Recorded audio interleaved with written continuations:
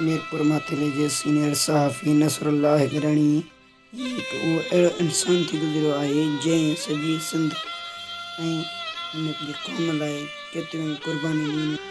ऐं हीउ हिकु अहिड़ो इंसान थी गुज़रियो आहे जंहिं सॼी सिंध जे अवाम लाइ चङा कम कया ऐं उन जे भलाई जा कम कया, पर अणसंदड़ माण्हुनि हिन जे तमामु घणी मुनक़िद ऐं मजबूरीअ खे नज़र में रखंदे नेठि हिन खे अॻूणे सखर जे सीनियर सहाफ़ी जान मोहम्मद जे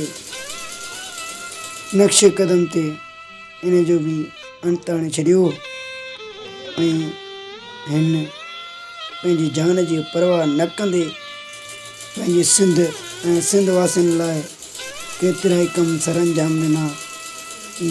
उहो हिकु अमन परस्त ऐं ईमानदार शख़्स थी गुज़रियो आहे जंहिं हमेशह सिंध धरतीअ जे अवाम लाइ ई जाखोड़ कई ऐं सिंध धरतीअ जे अवाम खे सुजाॻ करण जी कोशिशि कई।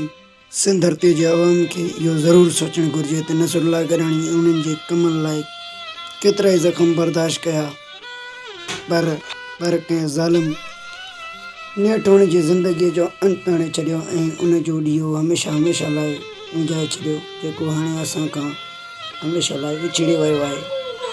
उहो हमेशह ईअं चवंदो हुयो त बोहतार इज़ माई फुट।